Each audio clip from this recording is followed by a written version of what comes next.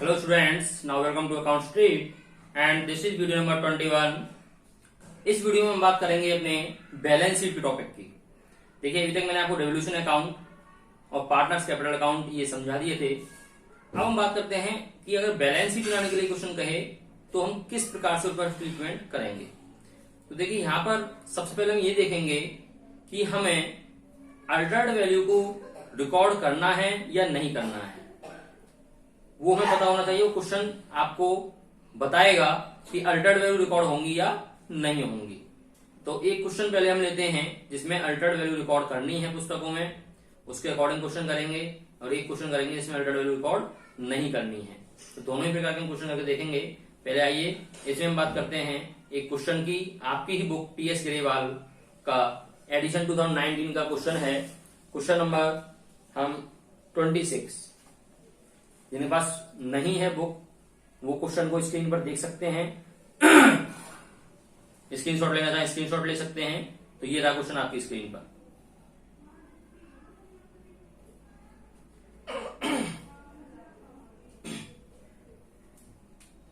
जिनके पास बुक नहीं है वो स्क्रीनशॉट ले लें।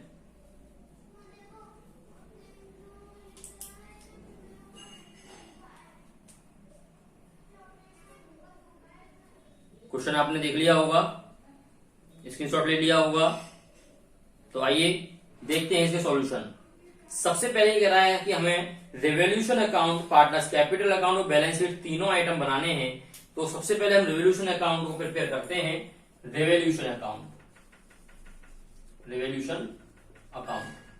तो रेवोल्यूशन अकाउंट में आपको बता चुका हूं, फिर भी एक बार और देख लेंगे हम। कॉलम वही 4 होते हैं, पर्टिकुलर, अमाउंट, पर्टिकुलर अमाउंट। सबसे पहले एडजस्टमेंट पर ध्यान देंगे। एडजस्टमेंट में कह रहा है land will be revalued at 80,000। Land आपकी रिवैल्यूड होकर 80,000 की हो गई है, जबकि ऊपर लैंड आपको 50,000 दी हुई है। इट मींस 30,000 से इंक्रीज हो रही है। सो क्रेडिट साइड में डालेंगे आप by land account 30,000 rupees. Okay, इसके बाद ये नेक्स्ट कह रहा है बिल्डिंग भी डेप्रिसिएट बाई 6%। बिल्डिंग 6% से घट गई है। इट मींस डेबिट साइड में लॉस हो रहा है। टू डेप्रिसिएशन ऑन बिल्डिंग,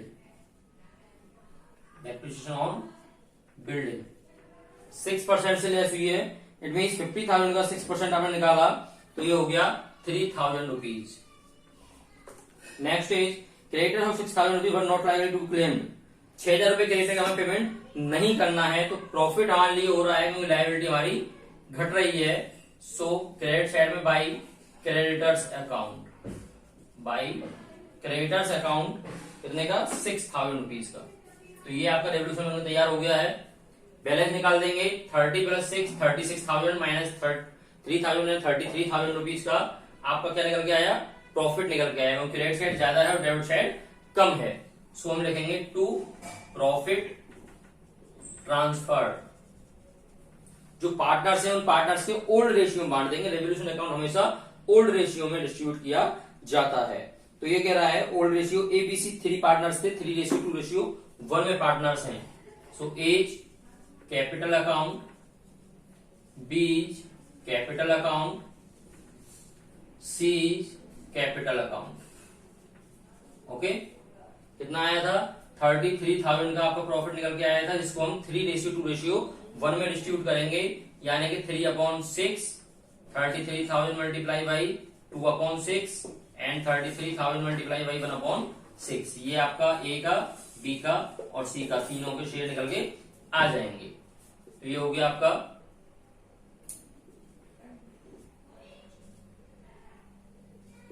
16,500 इसका हो गया, 11,000 रुपीज इसका हो गया और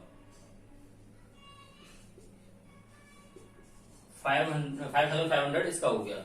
यानी कि इसका लिख देंगे हम 16,500, 11,000 and 5,500, total 33,000 rupees. Total equal 36,000 and 36,000 rupees. Okay, ये आपका रेवोल्यूशन अकाउंट बनके यहाँ पर कंप्लीट हो गया है। ये रफ कर देता हूं मैं वर्किंग नोट। अब बनाएंगे हम पार्टनर्स कैपिटल अकाउंट। तो देखिए पार्टनर्स कैपिटल अकाउंट यहां बना देता हूं। पार्टनर्स कैपिटल अकाउंट, 3 पार्टनर्स हमारे पास हैं। So particular A B C, particular A B and C.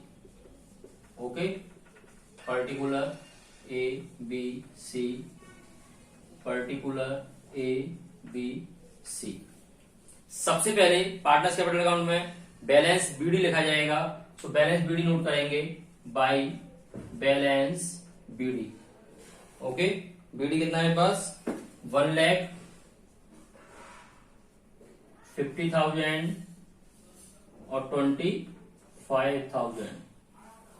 Next is revolution का जो प्रॉफिट एंड लॉस निकल के आया उसको हम ट्रांसफर करेंगे। सो प्रॉफिट आया है इसलिए क्रेडिट साइड में नोट किया जाएगा। सो बाय रिवॉल्यूशन अकाउंट कितना 16,500, 11,000 एंड 5,500। ओके, नेक्स्ट इज, इसमें और कुछ नहीं है। गुडविल का भी ट्रीटमेंट हम करेंगे। पहले पुरानी बैलेंस शीट के अंदर जो भी बांटने वाले आइटम है, जो डिस्ट्रीब्यूटेड आइटम है, उनको हम डिस्ट्रीब्यूट करेंगे। तो ऊपर आपको जनरल लेजर रखा है जो कि डिस्ट्रीब्यूटेड आइटम है, बटेगा, और जनरल लेजर के बारे में कुछ कह भी नहीं रहा है, इसलिए हम उसे जनरल लेजर अकाउंट को ओल्ड रेशियो में डिस्ट्रीब्यूट कर देंगे। जनरल लेजर में आपके 30,000 रुपीज का, तो 30,000 रुपीज को आप 3:2:1 में डिस्ट्रीब्यूट कर देंगे, यानी कि 15,000 रुपीज, 10,000 रुपीज और 5,000 रुपीज। ये 30,000 रुपीज को मैंने ओल्ड रेशियो 3:2:1 में डिस्ट्रीब्यूट कर दिया है। इसके बाद और कोई डिस्ट्रीब्यूटेड आइटम ऊपर नहीं है। अब आएंगे हम गुडविल पर। तो गुडविल का ट्रीटमेंट वर्किंग नोट आप शो करा देंगे। Treatment of goodwill, treatment of goodwill. So firms goodwill आपको दे रखी है कितनी, फर्म्स गुडविल आपको गिवन है 1,50,000 रुपीज, 1,50,000 रुपीज की। ओके, गुडविल हमेशा मैंने आपको बताया था कि रिकंस्ट्रक्शन फर्म के अंदर गुडविल हमेशा एडजस्टेड रेशियो में डिस्ट्रीब्यूट की जाती है।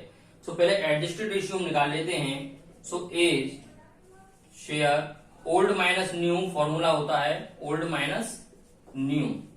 ओके, ए का ओल्ड कितना है, ए का ओल्ड है 3/6 माइनस न्यू कितना है, न्यू में वो कह रहे हैं कि सभी प्रॉफिट को इक्वली डिस्ट्रीब्यूट करेंगे, it means 1/3।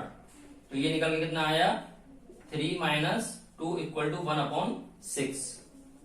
20 share equal to old है 2/6 माइनस 1/3, 6 एलसीएम लिया, 2 माइनस 2 इक्वल टू नील, कुछ भी नहीं आया है। इसने कोई भी गेनिंग सेक्रीफाइस नहीं किया है, जितना पहले था उतना ही रहेगा। इसका है 1/6 माइनस 1/3 इक्वल टू 6 एलसीएम लिया, 1 माइनस 2 इक्वल टू 1/6। ये आपका गेन आया। ओके, सो 1/6 ए का, 1/6 सी का, इसमें आप 1,50,000 रुपये डिस्ट्रीब्यूट कर देंगे। सो ए शेयर कितना हो जाता है वो देखेंगे। A share of goodwill, a share of goodwill equal to 1,50,000 multiply 1/6, और ये काट के कितना हो गया आपका 25,000 रुपीज, और सी का भी आपका कितना हो जाएगा 1/6 का 25,000 रुपीज। और इसकी आप जनरल एंट्री जो पास करेंगे वो होती है कौन सी, gaining partner debit to sacrificing partner. So gaining कौन सा, C. So C capital account debit 25,000 rupees to A's capital account. B का तो है ही नहीं, वो नील है, तो इसलिए उसको एंट्री में इंक्लूड नहीं किया जाएगा। तो इस एंट्री को आप क्या करेंगे, यहां पर पोस्ट कर देंगे पार्टनर्स कैपिटल अकाउंट में। तो एंट्री पोस्ट करनी आप पे आती होगी। सी डेबिट हो रहा है तो किधर डालेंगे, क्रेडिट साइड में डाल देंगे by seize capital account, C's capital account, और अमाउंट ए के कॉलम में आएगी 25,000 रुपीज, 25,000 रुपीज इधर टू एज कैपिटल अकाउंट, और अमाउंट सी के कॉलम में 25,000 रुपीज। ये आपने एंट्री को पोस्ट कर दिया है। तो गुडविल का ट्रीटमेंट भी हो गया है, और कोई भी आइटम इसमें इस प्रकार का नहीं है। रिवॉल्यूशन का प्रॉफिट लिख चुके हैं। अब हम बैलेंस निकाल देंगे सीधा सीधा बैलेंस निकाल दीजिए। कितना हो गया, ए का टोटल लगा देते हैं 1,15,000, ये हो गया 500, 1,56,000, 1,56,500 ए का। बी का हो गया 71,000। ओके, ये बैलेंस शीट करके लिखेंगे टू बैलेंस सीडी 1,56,500, इसका हो गया 71,000 रुपीज। इसका हो गया 30 पर 35,500, 35,500 माइनस 25,000 रुपये 10,500। ओके, तो ये हमारे आंसर हो गए ए बी सी तीनों के। टोटल लगा देंगे इक्वल इक्वल आमने सामने। ये हमारा पार्टनर्स कैपिटल अकाउंट कंप्लीट हो गया है।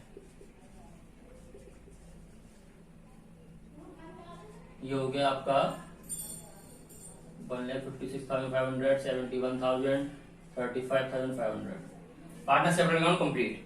अब बनाएंगे हम बैलेंस शीट। तो बैलेंस शीट पर विशेष ध्यान देंगे। देखिए,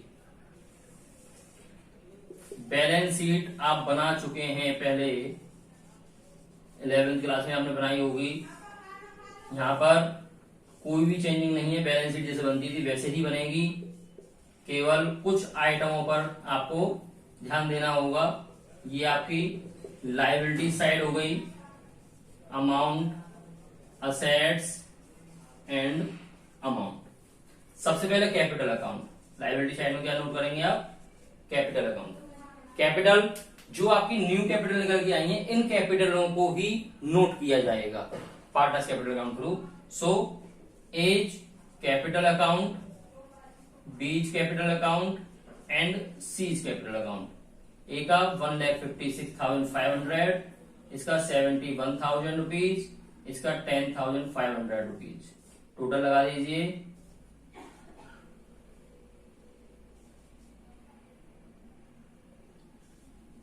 2,38,000 रुपीज। ओके, तो ये आपके कैपिटल का टोटल हो गया 2,38,000 रुपीज टोटल कैपिटल। इसके बाद हम देखेंगे बैलेंस शीट के अंदर आपका आइटम क्या है, क्रेडिटर्स है। सो क्रेडिटर्स आपके 50,000 रुपीज के क्वेश्चन के अंदर गिवन है, उस पर एडजस्टमेंट है लेस राइट ऑफ किया कितने का, 6,000 रुपीज के, जो कि हमें क्लेम नहीं करना है। 6,000 रुपए क्रेडिटर्स पेमेंट नहीं करना है। इट मीन 44,000 रुपीज आपके क्रेडिटर्स के रहेंगे। इसके बाद में इसमें बीपी है, बिल्स पेबल, इसका कोई एडजस्टमेंट नहीं है। सो 20,000 रुपीज आप सीधा सीधा बाहर दिखा देंगे बीपी का। इसके बाद में बीपी के बाद आपका जनरल रिजर्व दिया हुआ है 30,000 का। तो देखिए, जनरल रिजर्व आप ऑलरेडी डिस्ट्रीब्यूट कर चुके हैं यहाँ पर पार्टनर्स कैपिटल के अंदर, और जो आइटम ओल्ड रेशियो में डिस्ट्रीब्यूट कर दिया जाता है पार्टनर्स कैपिटल में, वो आइटम कभी भी बैलेंस शीट के अंदर नहीं आता है। ये विशेष ध्यान रखें। केवल जो आइटम आप एडजस्टेड रेशियो में डिस्ट्रीब्यूट कर रहे हैं वो आइटम आ सकता है आपका बैलेंस शीट में, लेकिन जो आइटम ओल्ड रेशियो में डिस्ट्रीब्यूट कर दिया गया है वो आइटम कभी भी बैलेंस शीट में नहीं आएगा। तो इसलिए जनरल रिजर्व नहीं आएगा और कोई आइटम इसका यहाँ पर नहीं है। तो आइए चलते हैं उधर। असेट साइड में लैंड आपका 50,000 का है। सो लैंड 50,000 रुपीज, और ये एप्रिसिएट हुई थी 30,000 रुपीज से। टोटल मिलाकर के 80,000 रुपीज लैंड के बाहर। लैंड के बाद बिल्डिंग आपको दिया हुआ है 50,000 का, बिल्डिंग पर डेप्रिसिएशन है। सो बिल्डिंग आप 50,000 रुपीज अंदर नोट करेंगे, लेस डेप्रिसिएशन अमाउंट। बिल्डिंग पर कितनी थी, 3,000 रुपीज, लेस करके बाहर 47,000 रुपीज आपने नोट कर दिया। बिल्डिंग के बाद आता है प्लांट 1 लाख का। प्लांट पर कोई एडजस्टमेंट नहीं है, तो सीधा आप बाहर लिख देंगे 1 लाख रुपीज का प्लांट। इसके बाद स्टॉक 40,000 रुपीज का, स्टॉक पर भी कोई एडजस्टमेंट आपकी नहीं है, तो 40,000 रुपीज स्टॉक के बाहर आपने लिख दिए। डेटर्स 30,000, डेटर्स पे भी कोई एडजस्टमेंट नहीं है, सो डेटर्स भी 30,000 रुपीज के डायरेक्ट बाहर लिख दिया है। और bank 5,000, bank 5,000 rupees. Balance sheet है कंप्लीट। अब आप टोटल इक्वल कर सकते हैं। बैलेंस शीट दोनों साइड टोटल इक्वल आना चाहिए। तो दोनों साइड इक्वल लगाते हैं, कितना आ गया, ये हो गया आपका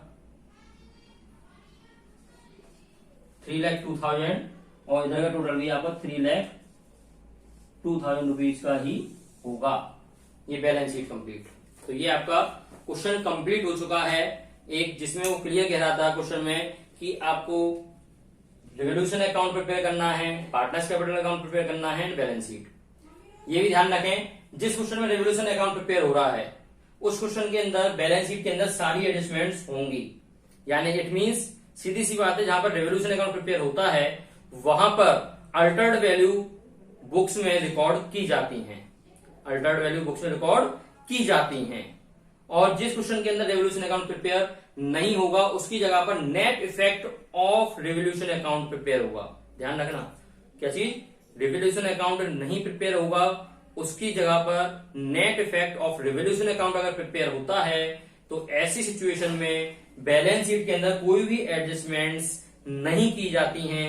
एज इट इज जो क्वेश्चन बैलेंस शीट है उसी को ही उतार दिया जाता है, केवल कैपिटल चेंज होती हैं जो न्यू कैपिटल पार्टनर्स कैपिटल से आपकी निकल के आएंगी।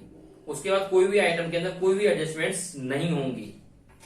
यानी कि जो हमारी अकाउंट्स की बुक्स हैं उनमें जो वैल्यू जिन असेट्स जिन लायबिलिटीज की जो थी वही रहेंगी, कोई भी वैल्यू चेंज नहीं होंगी अगर आप net effect of revolution account बनाते हैं तो। और वो केवल उस कंडीशन बनेगा जबकि आप अल्टर्ड वैल्यू को रिकॉर्ड नहीं करते हैं। ओके, तो क्लियर हो गया होगा। ये क्वेश्चन आगे की बुक का है, एक बार रिवाइज करें। नेक्स्ट वीडियो में हम बात करेंगे अपने नेक्स्ट उसकी net effect of revolution account का भी एक क्वेश्चन हम बनाकर आपको दिखाएंगे जिसमें अल्टर्ड वैल्यू रिकॉर्ड नहीं की जाती है, किस प्रकार से क्वेश्चन कहता है, किस प्रकार से सॉल्व किया जाएगा।